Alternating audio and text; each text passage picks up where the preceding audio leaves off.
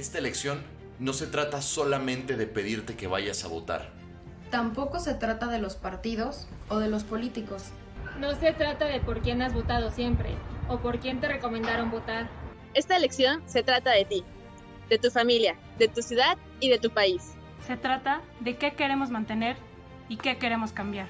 Se trata de decidir qué tipo de empleo queremos, la seguridad que buscamos y el tipo de servicios públicos que necesitamos. Se trata de las mujeres y también de los hombres, pero sobre todo se trata de las y los jóvenes. De nosotras y nosotros, de nuestra fuerza para decidir el rumbo del país. Se trata de votar con el corazón y con la mente. Se trata de votar con tu ánimo. Se trata de lo que tú quieres, de lo que tú anhelas, de lo que demandas. Se trata de sentir y reflexionar tu voto. Por eso te pido que esta elección salgas a votar y lo hagas informado. Sal a votar. Ve a votar. Vota. Solo votando hacemos la diferencia. Solo votando, ganamos todos. Bienvenidas y bienvenidos a la cobertura especial y seguimiento de la Universidad de las Américas Puebla al proceso electoral México 2021. En esta ocasión, la 16ª Mesa Estatal de Análisis estará enfocada en Puebla y sus municipios, tendencias, propuestas y agenda pendiente. El objetivo de este webinar es fortalecer la participación informada, desde una perspectiva académica, pero también local, que enriquezca la toma de decisiones al momento de ejercer el voto. Las elecciones a celebrarse el próximo 6 de junio serán las más grandes en la historia de México.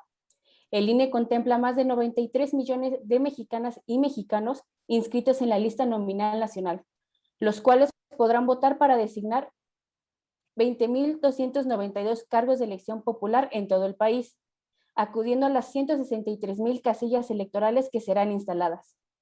Todo esto en un panorama de expectativa y en un contexto único en el que nuestro país continúa atravesando una pandemia. En el caso de Puebla, en el ámbito municipal se contempla la elección de 217 presidentes municipales, con fórmula de 217 sindicaturas, 1,810 regidurías, de las cuales 1,346 son de mayoría relativa y 464 de representación proporcional. Soy Naiki Olivas Gaspar y tendré el gusto de estar con ustedes en este panel de análisis. La dinámica a seguir será la siguiente. El panel se dividirá en 4 secciones. En cada una, el moderador pondrá sobre la mesa un bloque de preguntas y cederá la palabra a los ponentes, con el fin de generar un diálogo enriquecedor. Ahora les compartiré una breve semblanza de nuestros invitados del día de hoy. Fernando Canales Fernández nació en Puebla en 1955, hijo de padre argentino y madre española. Estudió en el Instituto Oriente y posteriormente inició la licenciatura de Filosofía en la Universidad de las Américas, que no concluyó. Para vivir en carne propia la experiencia migrante y el trabajo del indocumentado, vivió varios meses en Italia, cosechando uva, tabaco, trabajando como garrotero y eventualmente como guía de turistas. Empezó a trabajar en la radio en 1979, colaborando en noticiarios y como productor de anuncios, hasta que, en 1955, llegó a dirigir su propio noticiario. Desde 2003 se incorpora a Ultra Radio y TV para transmitir Ultra Noticias, y desde 2014 y hasta 2019 ha transmitido su noticiero desde la ciudad de Nueva York para estrechar lazos con la comunidad migrante. Tema este último que espera retomar en cuanto pase la pandemia. Ha sido reconocido como ciudadano distinguido de Puebla por el ayuntamiento de su ciudad y con el Premio Zaragoza por su acercamiento y compromiso con los migrantes. Es amante de la música y la literatura y ha incorporado a sus noticieros ambas partes para enriquecer a sus radioescuchas. También nos acompaña Juan Carlos Valerio. Se graduó en Periodismo y Comunicación en la Universidad Madero. En 1985 comenzó a trabajar en Organización Radio Oro al lado de 2 destacados periodistas poblanos, Fernando Canales, con quien produció un programa semanal de música clásica llamado Nota Nota, y don Enrique Montero Ponce, creando el noticiero radiofónico La Vía Satélite, que se mantuvo al aire 15 años. Posteriormente lo designaron conductor de la emisión vespertina de Tribuna Radiofónica. En 1993 lo nombraron director de operaciones de Grupo Tribuna Comunicación, y en 1997, con la llegada de Televisión Azteca a la ciudad de Puebla, concursó para ingresar al área de información, tras lo cual fue designado director de noticias y conductor de las emisiones matutina y vespertina de TV Azteca Puebla, Hechos para Despertar y Hechos Puebla.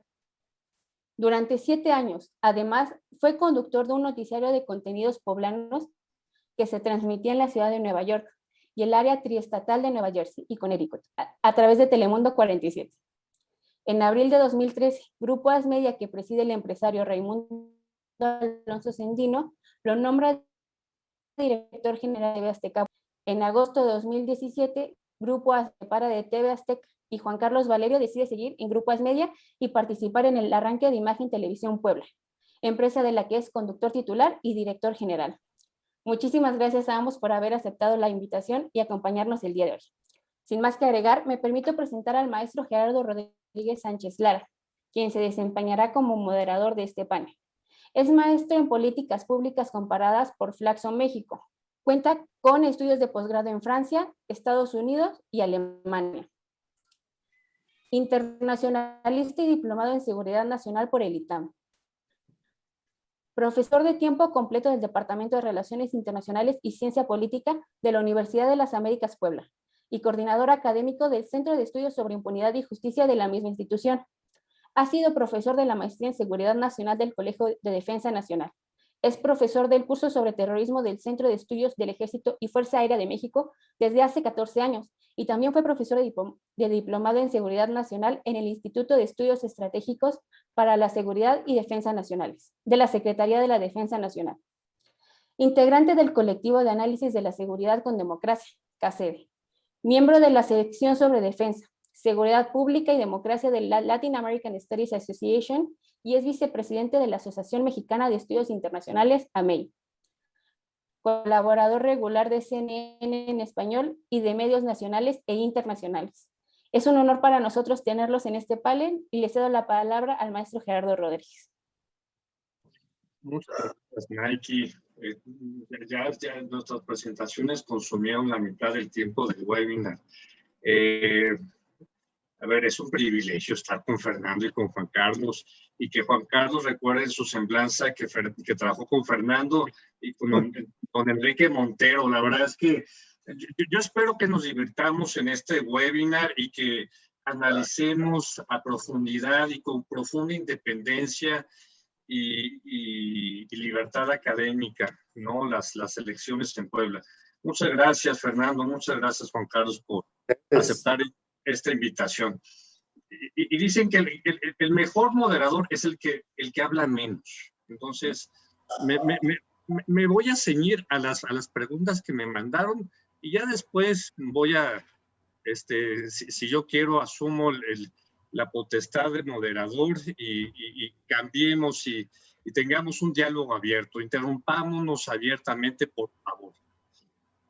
A ver, los organizadores, la universidad me proponen un script de preguntas que también les hicieron llegar y creo que con esto podemos arrancar el diálogo, ir calentando motores. La primera son 4 preguntas.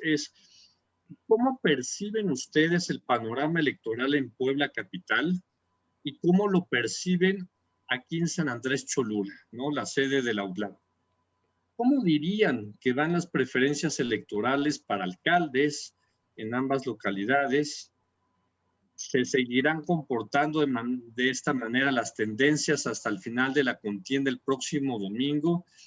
Y si tenemos ya un ganador. Mira, son preguntas muy provocadoras que me manda el organizador de esta serie, que es Juan Carlos Luna. A ver, ¿qué les parece? A ver, ¿cómo está el panorama electoral con los números que tenemos? Fernando, te aviento la pelota. Yo empezaría por el contexto general, para poder entender qué pasa en los dos municipios. Primero, el éxito del 18 fue López Obrador. Y López Obrador, no está en la boleta. Un poco para ver a nuestras dos candidatas de Puebla y San Andrés mucho más desprotegidas de lo que estuvieron en 18. 2, ha habido un desgaste natural en López Obrador. El poder desgasta naturalmente. Y entonces, bueno, lo ves en el número de seguidores de las matutinas. Empezó con 2 millones y está a menos del 10%. 3, además del desgaste natural, hay un desgaste por el temperamento del presidente. Creo que sí tiene adversarios, los más reacios al cambio, porque tienen muchísimos privilegios, no los quieren soltar, pero ¿qué necesidad hubo de pelearse con las mujeres el año pasado en la manifestación? Con las madres. Tenía Eugenia León cantando este 10 de mayo, pero no recibió a las madres de gente desaparecida. Eso es una insensibilidad impensable. Cuando hace unos meses un cuate se metió a Palacio y llegó hasta la palestra del presidente, y él como héroe dijo, no lo toquen, déjenlo que me hable. ¡Ah! Ese individuo se pudo meter así, pero las madres no son recibidas.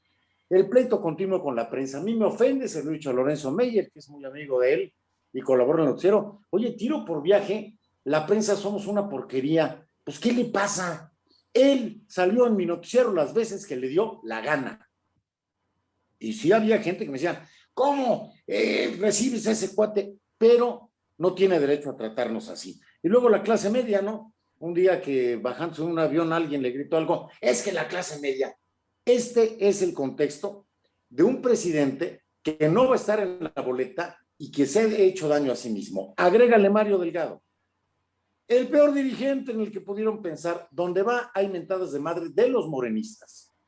Puebla, Cholula, lo de Tampico, lo de donde va. Entonces, Morena se está desbaratando. Félix Salgado Macedonio, que fue una decisión nefasta. Imagínate la cantidad de mujeres violadas en este país y un hombre acusado de violación y no es respaldado ampliamente. Luego todavía el cinismo de que en la campaña habla él y al final su hija, que resultó ser la candidata, canta. Tercero, el contexto social. Hay pandemia, hay asesinatos y hay una terrible polarización. Si ustedes vieron el debate ayer, a mí me asombra que en una ciudad de 1,5 millones, 2 millones de habitantes, estábamos 2,400 enganchados al Instituto Estatal Electoral, 2,400, parecería que no nos importa. Ahora, esto está en el marco de las encuestas que preguntabas, Gerardo. Me parece que las encuestas son hoy más desconfiables que nunca, básicamente por una razón. La base dura de Andrés Manuel, los que nunca vayan a renunciar a él, ahí está. Esa no va a cambiar. Y la base de los que lo odian, tampoco. Pero en 2018 hubo mucha gente, empresarios, clase mínimas, que votó por Andrés Manuel López Obrador. Por el hartazgo de la corrupción, por lo que quieras. Y sin embargo hay una decepción. Pero ante la polarización, yo tengo amigos que dicen, ya no me llevo con fulano, porque el cuate no entiende que la 4T nos va a salvar a todo. Amistades de años que se han roto.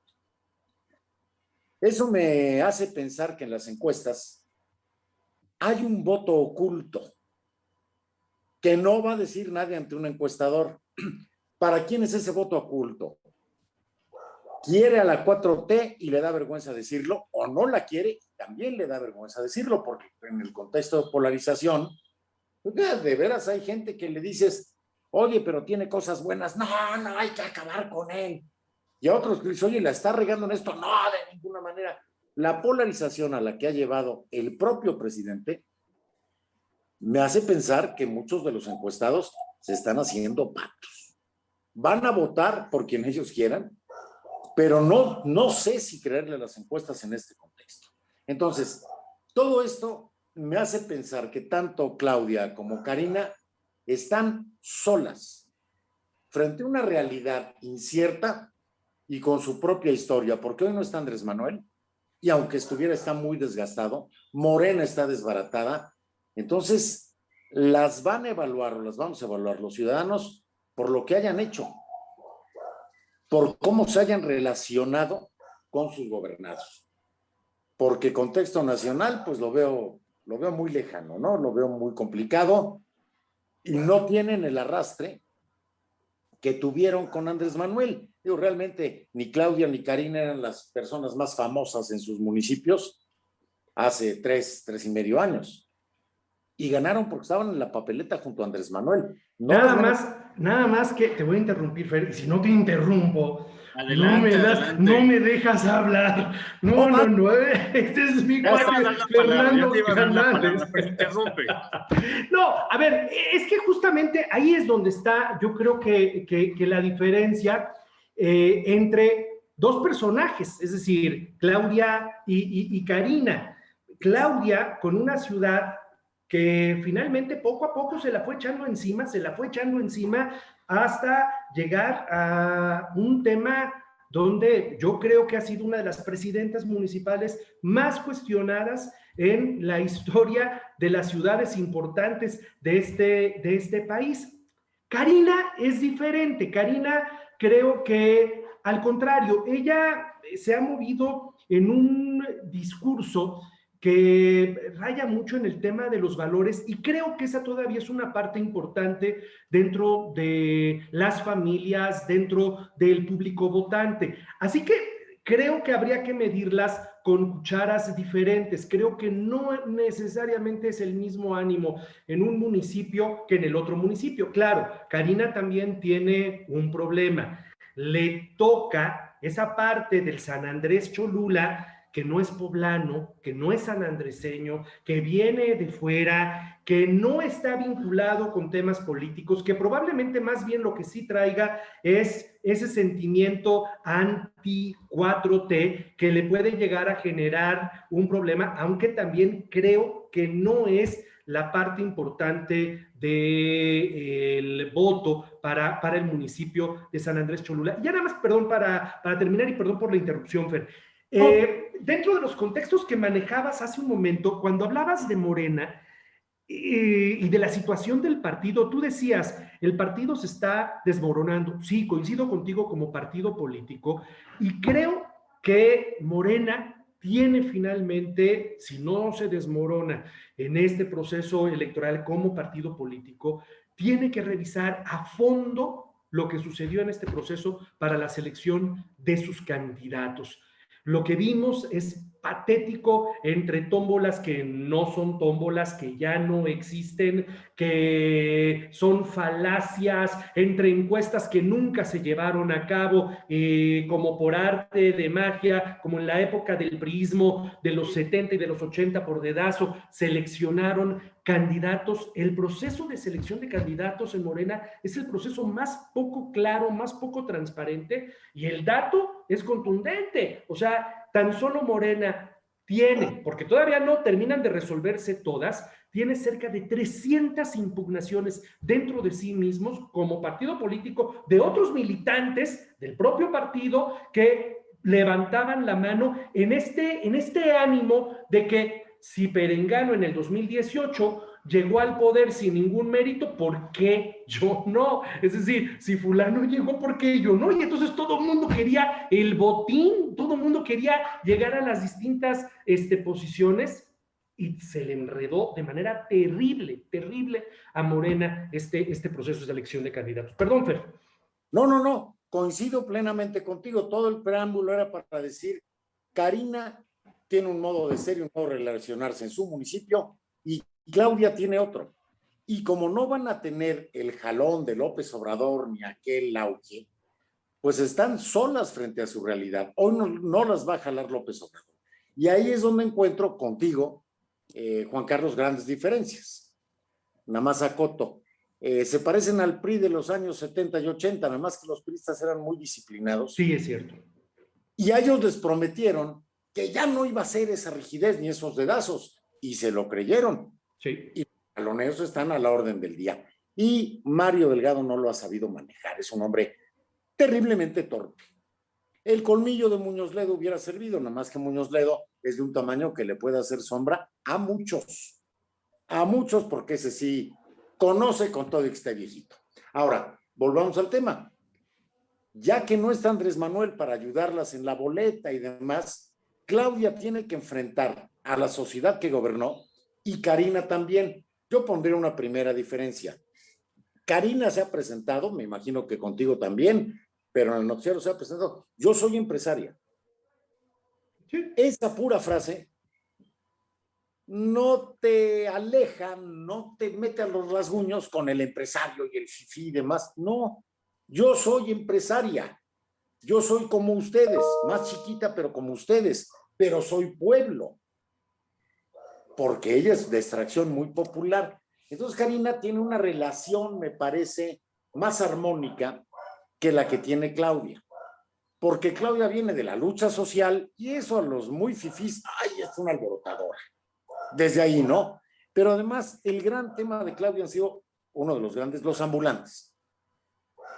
Y la presencia de ambulantes y la violencia de ambulantes ha perjudicado no a los grandes empresarios, no a los grandes empresarios, ha perjudicado al pequeño comercio del centro, a transportistas, los volardos que fueron un desgarriate. Yo no sé qué tanto el peatón use los volardos para sentarse en una banquita donde hay un montón de tráfico y demás, pero a los conductores de transporte público, a los conductores de transporte privado, a todos, lo vimos como un absurdo. Había cualquier otra prioridad. Claro. Y entonces eso es un desgaste para Claudia que no ha tenido Karina. Digo, y las dos en trato personal son muy agradables, muy simpáticas, pero no estamos evaluando eso. Para tomar, son muy agradables, pero Fernando, la situación ha sido muy distinta en un caso y en otro. Fernando, yo hago la réplica, la contrarréplica. Déjame hacerle la misma pregunta a Juan Carlos.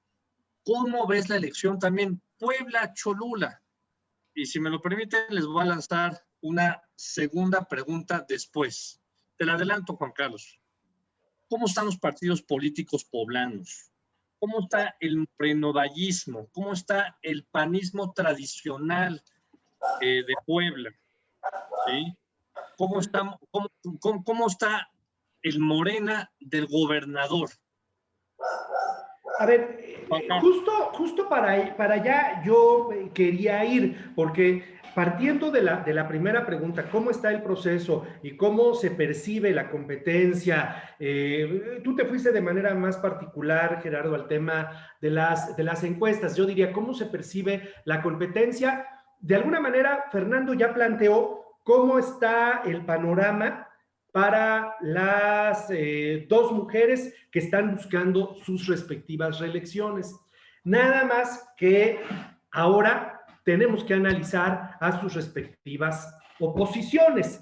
Y entonces, sí, te encuentras en el municipio de Puebla a una oposición encarnada en Eduardo Rivera, que no necesariamente comenzó teniendo todo el apoyo del aparato panista, tanto así que finalmente fue su propio partido el que le hizo la vida de cuadritos a Eduardo Rivera, cuando desde hace muchos meses él levantó la mano diciendo yo quiero ser el candidato, yo voy a ser el candidato, y su propio partido y su propia lideresa de la corriente morenovallista, Genoveva Huerta, se lo obstaculizó de una manera preocupante, asombrosa, para un partido que es oposición y que lo que necesitaría es sumar toda esa fuerza en favor de un candidato. No, o sea, se esperaron hasta el último instante y Eduardo tuvo que hacer circo, maroma y teatro finalmente para lograr la candidatura.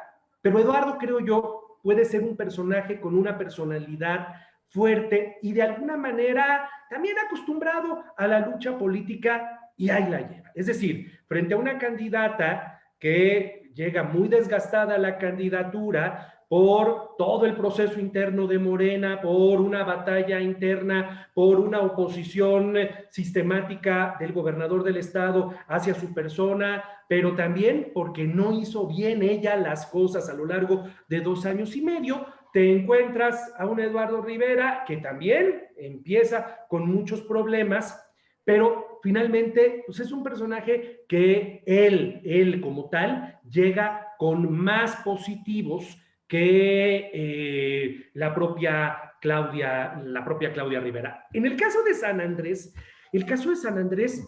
es diferente, porque San Andrés es un municipio donde a mí personalmente me asombra lo que está sucediendo. 13 candidatos a la presidencia municipal. Pues, ¿de qué te da la idea ello? De que todos dijeron, este es el municipio donde está lo que podemos ir a buscar, lana. Y entonces todo el mundo se sintió con ganas de ser candidato a la presidencia municipal y todo el mundo empezó a competir y todo el mundo, o sea, no manches, 13 candidatos a la presidencia municipal. un PAN desdibujado en San Andrés Cholula, con el anterior presidente municipal, Leoncio Paisano, en el bote, y quien era su secretario de Desarrollo Urbano, de Obras en ese momento, es el candidato que llega después de un jaloneo tremendo, cuando había otros dos, entre ellos Paco Fraile, que tenían meses y meses levantando la contienda. ¿Qué quiere decir esto? A ver, el PAN también llega a esta jornada electoral con un chorro de problemas, con muchos problemas. De repente sale a la luz, dentro de todo este tema, la figura de un candidato independiente, Felipe Sandoval, y se empieza a acomodar, no sé, y lo digo abiertamente, no sé qué tanto en el San Andrés de raíces.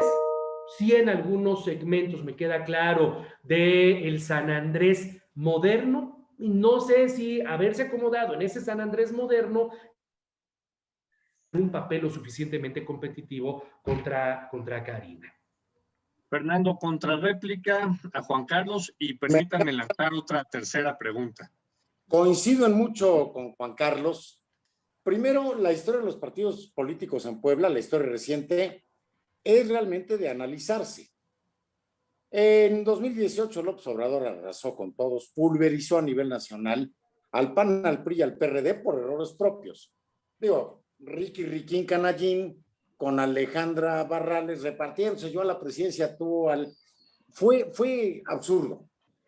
Coincido plenamente en que hay que analizar un poquito atrás los partidos políticos, entre otros el daño que le hizo Rafael Moreno Valle al PAN. Rafael, y a los demás, Fer. Y a los demás, ¿no? Es decir, al PRD, a todos los demás. Todos, era un totalitario. Rafael era así, totalitario, y quería el control de todo. Desbarató al PRI, desbarató al propio PAN. Acuérdense cuando en el primer grito de independencia llegó a Palacio a dar el grito, a la casa de Eduardo Rivera, le dio un codazo para meter a Javier Lozano. Hay quien dice, bueno, Lalo hizo poco. A ver, ¿cuál es la historia de los presidentes municipales en Puebla? Mario Marín sometió a Dóger y a Blanca Alcalá. No podía brillar más que él.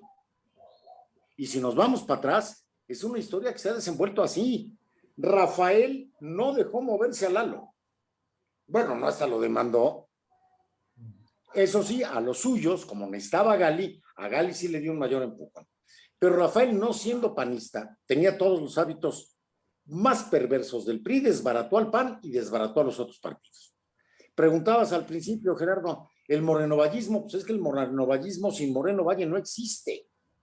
Acuérdate el velorio, le gritaron Olga Sánchez Cordero, justicia, Luis Bank, un hombre más bien pacífico, entró como interino, no le tocaba, pero Rafael quiso, pero no pintaron. ¿Dónde está el morenovallismo hoy? Queda Genoveva, que es la que estaba sembrada en el PAN, y revivió ese rencor de Rafael Eduardo Rivera, la que puso todos los obstáculos para que Eduardo Rivera llegara a la candidatura fue Genoveva. Hizo una encuesta al mejor estilo de Mario Delgado que nunca publicó. Yo ya hice la encuesta, yo ya la vi. Dices, no, bueno, ¿de dónde? Bloqueó a Paco Fraile, que Paco Fraile es un panista experimentado, gran conciliador. Jamás se me olvidará, con el difícil de Manuel Bartlett, comían en sus respectivas casas, se invitaban a comer Fraile y Bartlett, porque Fraile es un gran negociador y Bartlett no era tan intolerante como parecía. A Bartlett le molestaba la derecha, sí, pero odiaba la torpeza.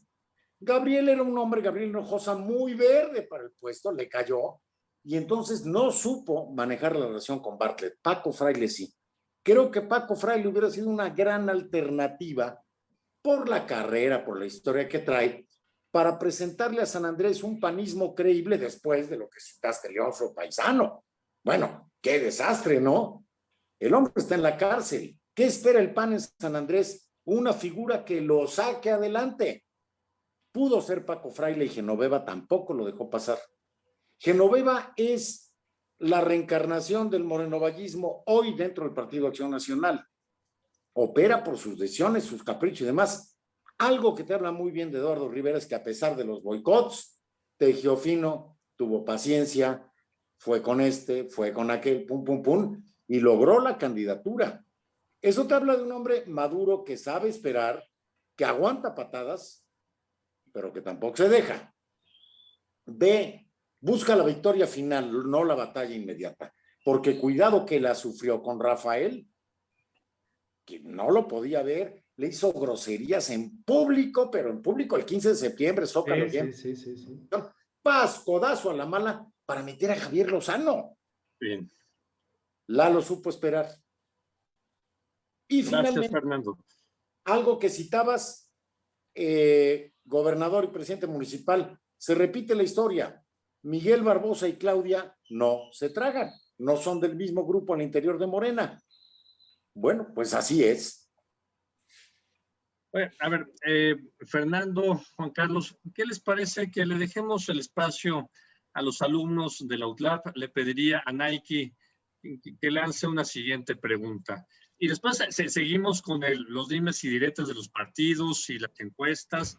Pero me gustaría darle la voz a una alumna de Relaciones Internacionales y Ciencia Política de la UTLAP. Nike, adelante. Muchas gracias, maestro.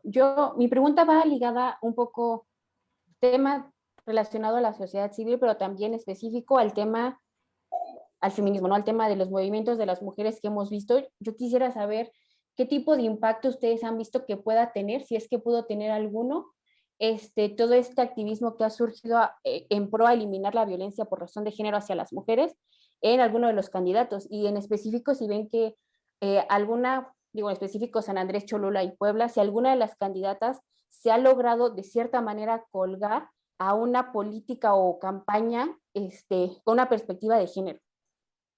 Juan Carlos. No sé. Yo percibiría, a ver, que el tipo de feminismo que defienden por un lado Claudia y por el otro Karina son diferentes. El feminismo de Claudia es ese feminismo de librito, muy conceptual, muy ideológico, muy basado en las diversas corrientes del pensamiento, pero donde de repente no vemos que ese feminismo se traduzca en políticas públicas reales y contundentes, es decir, que de alguna manera sí contribuyan a que las cosas puedan llegar a cambiar. Karina no es una mujer de un discurso feminista, pero lo que sí ha hecho ha generado una serie de políticas públicas en favor de las mujeres que yo creo que sí, de alguna manera, han incidido en la vida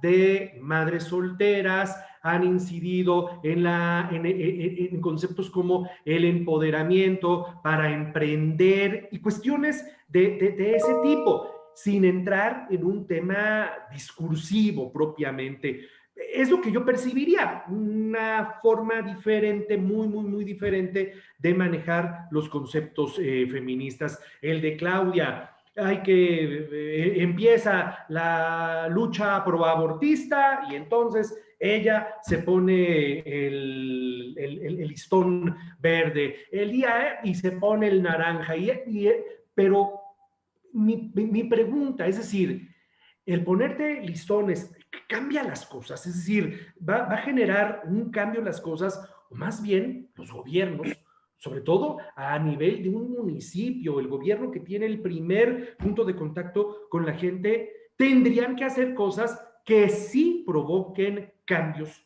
en la vida de las personas, en la conducta de las personas, en la vida al interior de las propias familias, donde al interior de las familias es donde se cuece el acto de que haya violencia contra las mujeres y donde esta muchas veces pueda llegar a ser tolerada, ¿no?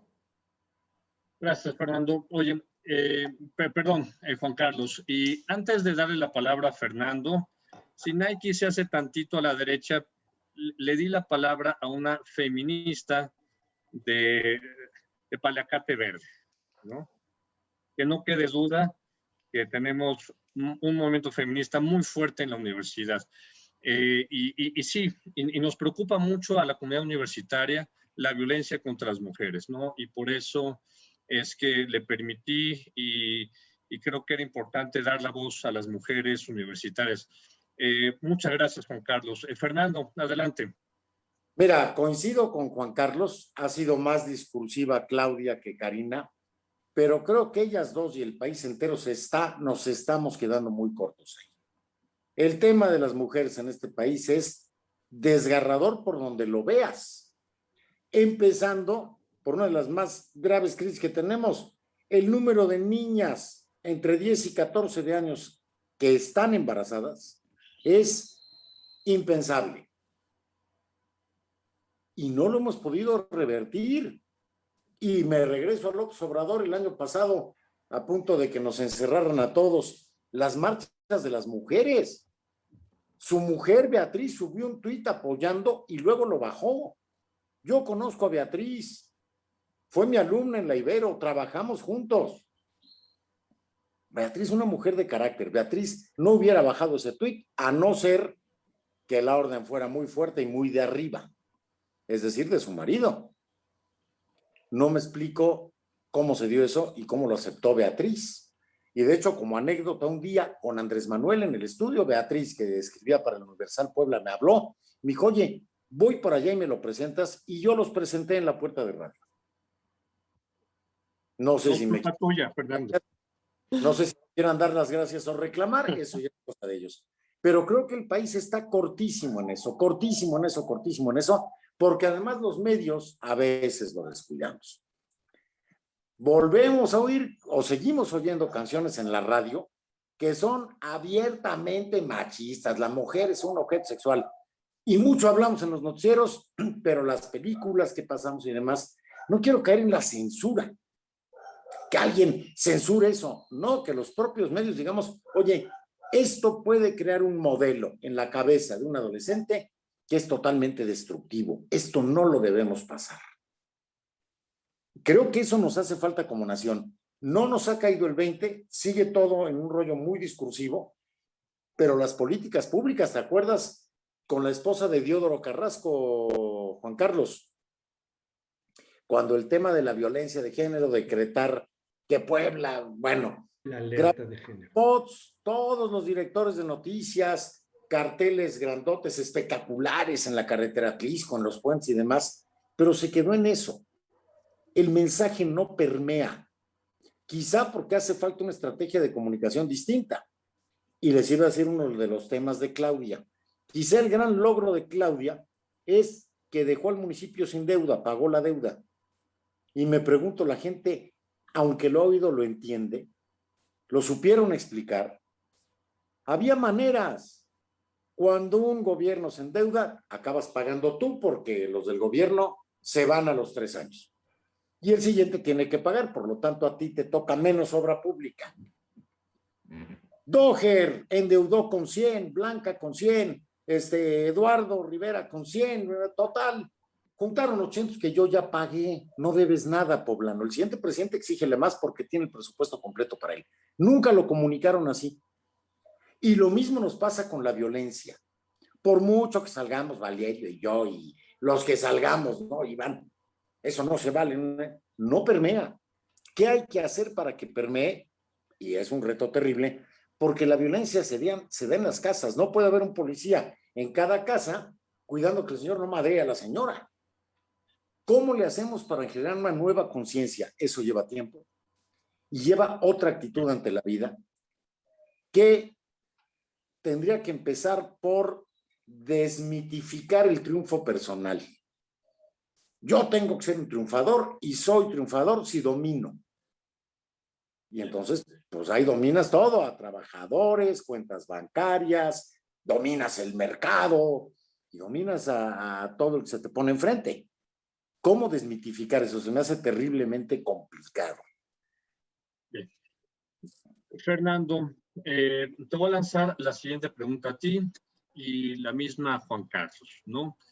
¿Qué le preocupa a los poblanos metropolitanos? Este es un webinar para Puebla y las Cholulas, ¿no? ¿Qué les están preocupando y las respuestas de los candidatos están siendo acordes? Los candidatos de oposición traen propuestas para los principales problemas de los poblanos de la zona metropolitana, Puebla y las Cholulas.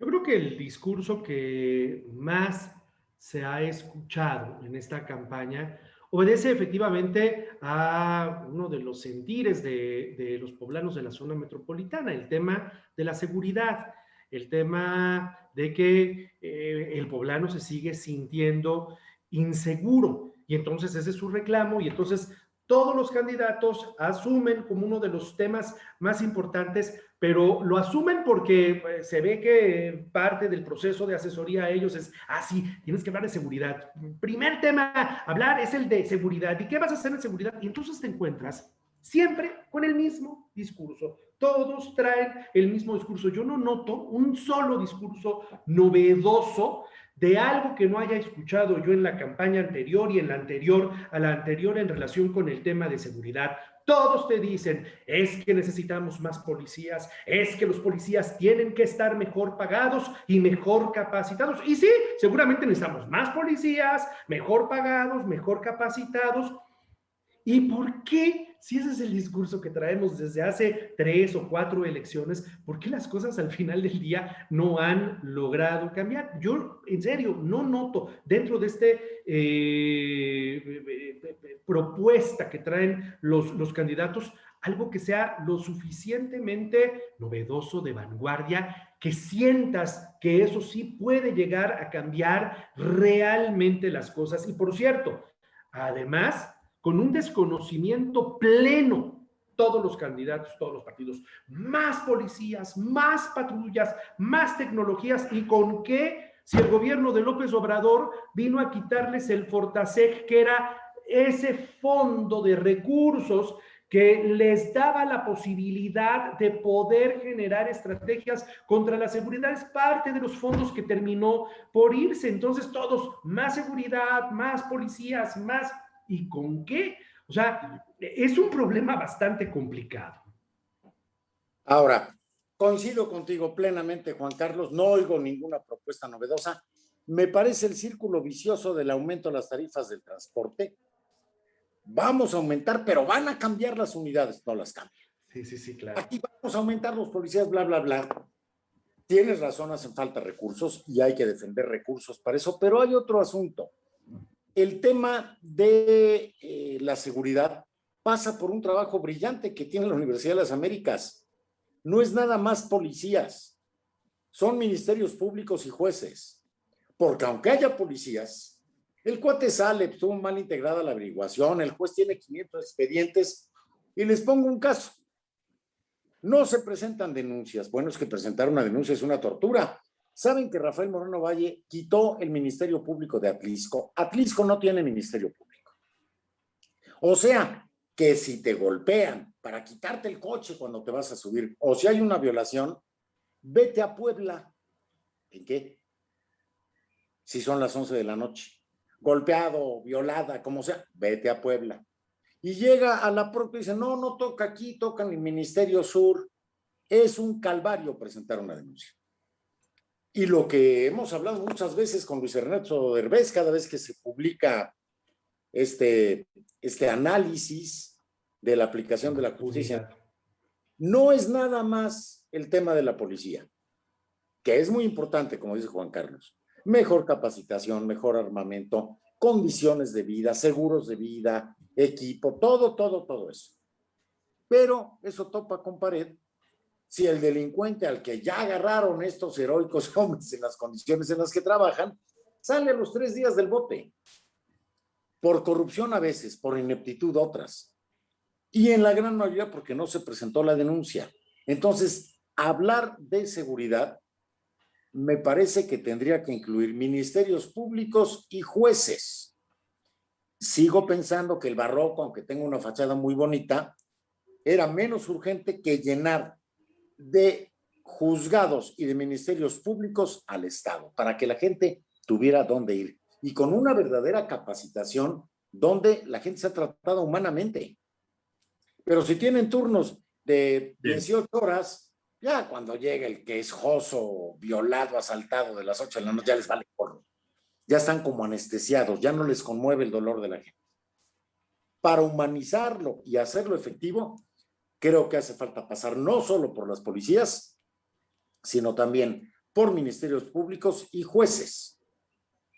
Porque entonces un juez que tiene 5,000 casos, pues a lo mejor tendría 500 y los podría ver, pero si tienes un taltero de folders así, cuando llegas a tu escritorio, Juan Carlos, ¿los vas a ver? ¿Los vas a resolver? ¿Cuánto tiempo? No.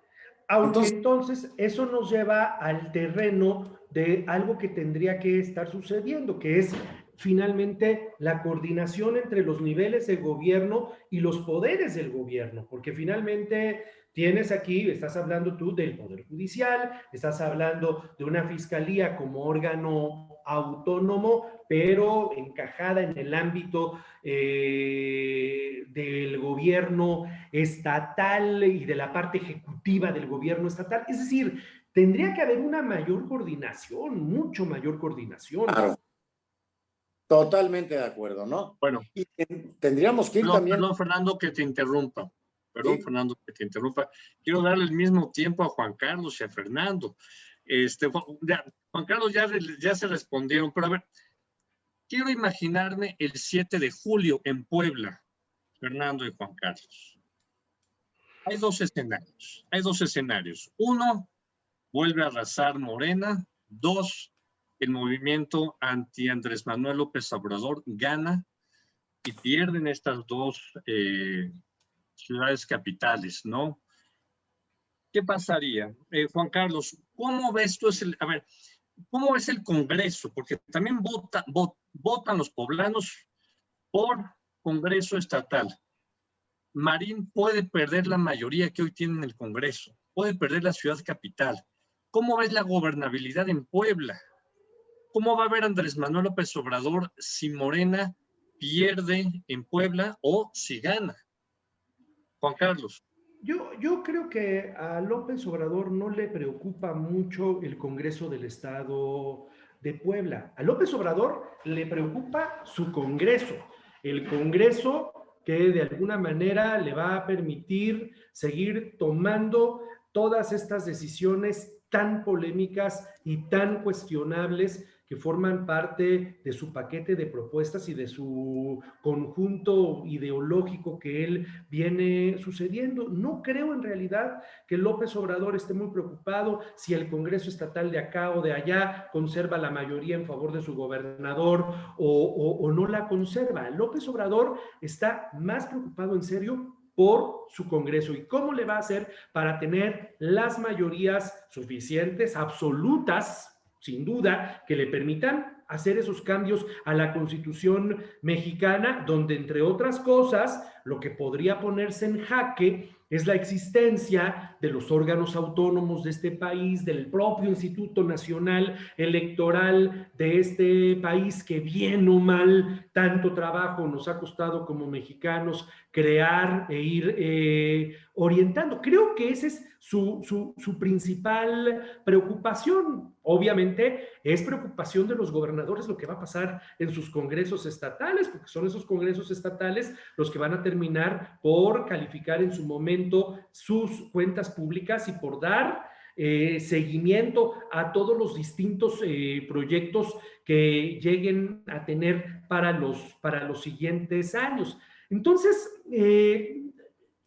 yo no lo veo como un tema de una falta de gobernabilidad el 7 de julio. Más bien, lo que para mí en este momento es incierto es si el ciudadano va a seguir este discurso que en las últimas 2 semanas se ha hecho todavía más intenso y que se ve que es una consigna que traen los candidatos de Morena, donde todos sus mensajes, en sus actos de campaña, en entrevistas con los medios, te dicen, vota todo Morena, vota todo Morena. Yo no sé si va a terminar por permear ese mensaje o podríamos llegar a ese momento que sería importantísimo en la vida del mexicano, como tener un voto diferenciado. Para mí el día de hoy es una incógnita, ¿no? Fernando. Para mí también es una incógnita. Coincido con Juan Carlos en que al presidente le interesa, primero que nada, el Congreso. Senadores ya son los que son, eso no va a cambiar, son para 6 años, pero la Cámara de Diputados le interesa, ahí le va la vida. Pero ojo, si lo lograra, para cambios constitucionales necesita el voto a favor de 17 congresos de estados.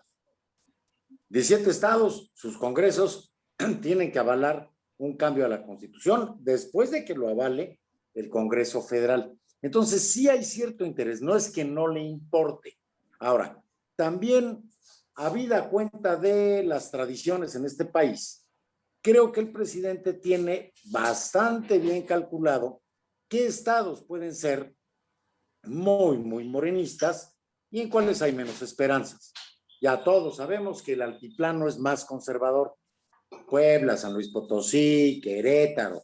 Excluye la Ciudad de México porque esa es una mezcla de mexicanos de todo el país. Ya ha resultado ser más liberal que muchos otros, ¿no? Digo, Cuauhtémoc Cárdenas ganó ahí en 97 y desde entonces ha sido gobernado por la izquierda, whatever it means, con cada uno de los que gobiernan. Pero sí hay cierta tensión en los congresos estatales. Quizá no es prioritario el de Puebla, porque Puebla, por sus características, puede tener una composición más conservadora, más panista. Pero no quiere decir que no le interese, le encantaría tenerlo, porque para esos cambios constitucionales los va a necesitar. Ahora, también cuenta mucho el gobernador del estado. Si el gobernador maneja bien a su congreso y opera y demás, bueno, puede convencerlo de algún respaldo, aunque no en temas tan delicados como desaparecer el INE. Creo que López Obrador tiene un buen análisis de qué estados le van a dar congresos favorables y cuáles, pues mejor ya ni les hace mucho caso. Y creo ahí sí con Juan Carlos que Puebla no es un estado prioritario en ese sentido, por su ubicación, su historia política. Quizá Puebla tenga un congreso no de mayoría morenista como él quisiera. Pero en fin, sí, lo primero, coincido con Juan Carlos, es el Congreso Federal, si no, no pasa nada. Sí. Y ya que pasa en el federal, pues que los estatales, por lo menos 17, sí le den el respaldo. Pero hay varios que ya tienen, ¿eh? Yo añadiría en esto que estás diciendo, Fer, un elemento.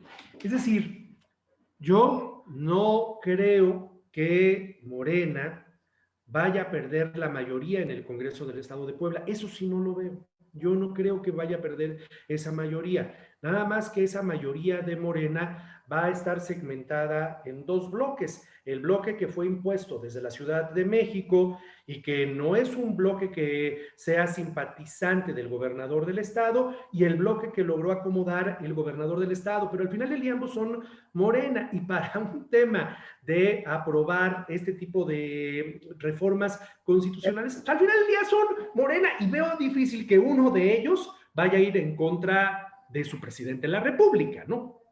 Es cierto, habría que ver si de verdad sucede lo que dices, ¿no? Que Morena no perdiera la mayoría. No perdiera el Congreso.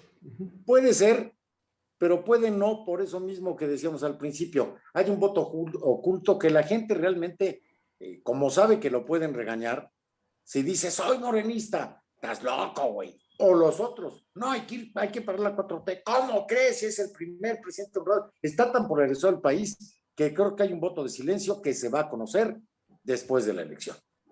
Y a lo mejor sí tienes razón, Morena conserva mayoría, aunque no estoy plenamente seguro. No digo que va a ganar la oposición, no, pero no sé, francamente no sé quién ganaría. Sí, yo también. Estamos a 5 minutos de cerrar esta transmisión y quiero hacerles una última pregunta. Aunque no hay elección a gobernador en este estado, ¿cuál es el factor del gobernador en esta elección? ¿Cómo llega el gobierno estatal en su evaluación? ¿Cómo va a influir? Fernando, Juan Carlos, yo no sé si el presidente López Obrador le va a mandar a llamar a cuentas al gobernador si no ganan los diputados federales para esa mayoría que necesitan el Congreso. ¿Cómo juega el gobernador en esta elección? Ay, es muy, muy difícil. A ver, el gobernador ha ido recomponiendo su imagen. No hay obra pública, pero tuvimos pandemia y de varios tropiezos al principio de la pandemia creo que finalmente ha ido caminando bastante bien. El secretario de Salud ha manejado con mucha organización la vacunación, que empezó desastrosa cuando la tuvo la Delegación de Bienestar, y se ha visto prudente con varios grupos. Al principio era más, vamos a acabar con los fifís. Ahora creo que ha tenido acercamientos con otros grupos y se ha alejado del presidente. Una de las visitas presidenciales estaba el gobernador, entró el presidente y no le dio ni la mano, se silló. O sea, la mínima higiene política. Creo que ahí hay una ruptura, no sé a qué se deba, pero creo que están muy lejanos. Yo creo que más... ¿Mandé? No, adelante. Para ir cerrando y darle la palabra a Juan Carlos. Sí, Ana Fernando, por favor. Creo que Barbosa va a tratar de acabar bien su sexenio, llevando la fiesta en paz con todos en la medida que se pueda, sin llegar a compromisos que lo comprometan tanto que en un grupo que lo despojen del otro, ¿no? Creo que va a tratar de navegar haciendo bien las cosas, quedando bien con todo el mundo y sin confrontaciones. Le ha bajado mucho al tono de confrontación, se ha vuelto mucho más conciliador desde mi punto de vista. Juan Carlos, 2 minutos. Yo veo el tema como un asunto complicado en varios sentidos. Complicado porque, a ver, si todos los gobernadores históricamente han tenido el reto y el compromiso de responderle al presidente de la República con el mayor número de diputados de su partido para el Congreso Federal. Nada más que resulta que en este estado el propio partido político ha actuado en contra del gobernador del estado y ha mandado desde la Ciudad de México a un conjunto de líderes que han deshecho el partido, y hoy el partido está deshecho aquí en Puebla. Y entonces vinieron a imponer a una serie de personajes, algunos de ellos impresentables, que llegaron desde la Ciudad de México, el candidato de Morena a San Martín Texmeluca. Nada más pongo un ejemplo. Entonces, ¿cómo le haces para tratar de generar acciones para poder de alguna manera apoyar, impulsar, empujar a los candidatos de tu propio partido al Congreso Federal si ni siquiera en muchos de estos casos formaste parte de la toma de decisiones para poner a los candidatos y más bien te los impusieron sin tomar en cuenta tu punto de vista, porque el partido al final del día se encuentra completamente fracturado aquí en Puebla, ¿no? Bueno, llegó a tener 2 dirigentes simultáneamente durante meses. Sí, claro, sí, efectivamente, hasta hace un par de semanas, una semana, ¿no? Tenemos varios comentarios en redes sociales de Mari Carmen Sago. ¿A qué se debe la cantidad tan exagerada de candidatos? Ricardo Ferrer, ¿a qué partido va a favorecer el abstencionismo en Puebla? Carlos Alberto Julián Nasser les manda muchos saludos a Fernando y a Juan Carlos. A ver, estas 2 preguntas de Ricardo, ¿a quién puede favorecer el abstencionismo? Generalmente el abstencionismo favorece al grupo en el poder. Sí, claro. Eso es como una regla universal. ¿Se podría romper en algún momento? No creo que sea el caso. El abstencionismo favorece al grupo en el poder. El que quiere que las cosas sigan como están, porque es la avalancha de votos de oposición la que cambia las cosas. Y el poder no quiere que lo cambien, quiere seguir como está. Solo que hoy también se están... Sí, adelante, Juan Carlos. No, nada más iba a decir brevemente, hoy, por ejemplo, el tema de la pandemia en función de, como un factor que pueda llegar a frenar el voto, pueda llegar a motivar que la gente salga a votar a partir de las vacunas. Ese es un tema interesante, ¿no? Ahorita hay prisa por vacunar, mucha prisa por vacunar para generar que la gente salga a votar. Se habla de qué porcentaje de abstencionismo, 47% más o menos, 48%. Sí. Pues, si me lo permiten, un último minuto de cada uno para que puedan cerrar su análisis de cómo vienen las elecciones en Puebla este domingo. Fernando. Bueno, yo lo que esperaría es que no haya violencia. Vivimos una elección en 18 llena de violencia. Esta es muy violenta por los asesinatos de candidatos, pero la de 18 fue violencia en las urnas, urnas quemadas, urnas robadas y demás. Espero que nadie se atreva a eso y que los votos cuenten y se cuenten y que salga a votar la mayor cantidad de poblanos posible, no porque cambie o no cambie las cosas, eso lo decide cada quien, sino porque votar es un privilegio, tenemos que manifestar nuestra opinión, es una obligación, pero también un privilegio. Yo espero que no nos quedemos por debajo del 50%, ojalá fuera el 60% o más, no frecuenten las elecciones intermedias y que pensemos muy bien, más allá de odios o rencores, aunque expertos dicen que votas afectivamente y no racionalmente, que pensemos qué viene para el país si gana uno o si gana otro, y qué viene para nuestros municipios si gana uno o si gana otro. Yo me iría por ahí y lo dejaría abierto a que cada quien haga un examen de conciencia bien informado. Yo quisiera hablar más bien de qué es lo que tendría que suceder después de esta elección y tiene que haber un análisis muy profundo del rol tan penoso de los partidos políticos en este proceso, de los grandes partidos políticos como un Morena, como un Partido Acción Nacional o de un partido que intentaba volverse emergente en esta elección como el Revolucionario Institucional o como este rol tan mediocre y tan absurdo de los tres partidos políticos nuevos que es verdaderamente vergonzoso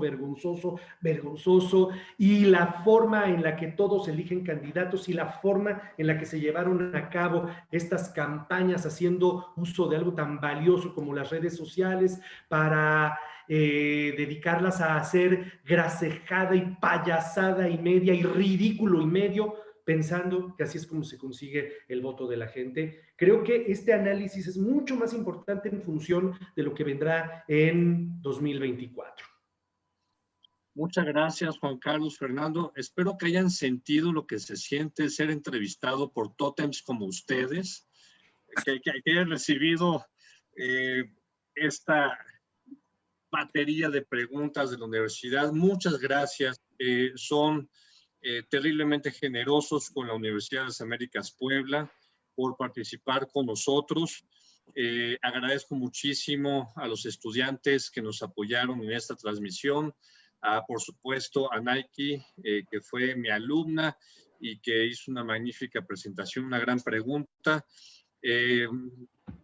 Para mí, déjenme decirlo, no sé si después me regañen, pero como chilango avecindado en San Andrés Cholula, en Puebla, es un privilegio haber moderado esta mesa con dos de los grandes influencers, como dirías, Juan Carlos, en redes sociales, dos de los grandes analistas y directivos de medios de comunicación y periodistas del Estado de Puebla. Muchísimas gracias por haber participado. Les pedimos a los que nos siguen en esta transmisión y quienes verán esta transmisión posteriormente grabada, que sigan el blog de la Universidad de las Américas Puebla de las elecciones 2021. Tendremos una cobertura especial durante el domingo y seguiremos pidiéndoles su participación activa. Salgamos a votar el domingo. Un servidor en Naucalpan de Juárez, antes de que cambie mi INE a San Andrés Cholula. Y Fernando, Juan Carlos, qué privilegio que hayan estado con nosotros. Muchísimas gracias. A ustedes. El privilegio es nuestro por habernos tomado en cuenta. Supongo que coincide Juan Carlos y las veces que sea necesaria. Yo nada más acotaría, cuidado con las redes sociales. Cualquiera publica cualquier cosa. Vean a Juan Carlos, síganos a nosotros, busquen medios serios, porque más la red social tiene un problema. Sigo a los que se parecen a mí para decir, inteligente es este cuate, piensa como yo, para alabarme a mí mismo. No, vean qué dice el que no piensa como usted. Enriquezcan el pensamiento y sigan a medios serios, medios que tienen un nombre que arriesgar, porque en las redes hay mucha basura. Juan Carlos. De acuerdo, muchas gracias. Gracias a la Universidad de las Américas. Qué gusto compartir contigo, Fer. Muchas gracias, Gerardo, Nike. Muchas gracias. Les aprecio mucho la invitación. Muy buenas tardes. Gracias a Tebutlab por la grabación. Hasta luego. Gracias. Bien. Esta elección no se trata solamente de pedirte que vayas a votar. Tampoco se trata de los partidos o de los políticos. No se trata de por quién has votado siempre o por quién te recomendaron votar. Esta elección se trata de ti, de tu familia, de tu ciudad y de tu país. Se trata de qué queremos mantener y qué queremos cambiar. Se trata de decidir qué tipo de empleo queremos, la seguridad que buscamos y el tipo de servicios públicos que necesitamos. Se trata de las mujeres y también de los hombres, pero sobre todo se trata de las y dos jóvenes. De nosotras y nosotros, de nuestra fuerza para decidir el rumbo del país. Se trata de votar con el corazón y con la mente. Se trata de votar con tu ánimo. Se trata de lo que tú quieres, de lo que tú anhelas, de lo que demandas. Se trata de sentir y reflexionar tu voto. Por eso te pido que esta elección salgas a votar y lo hagas informado. Sal a votar. Ve a votar. Vota. Solo votando hacemos la diferencia. Solo votando, ganamos todos.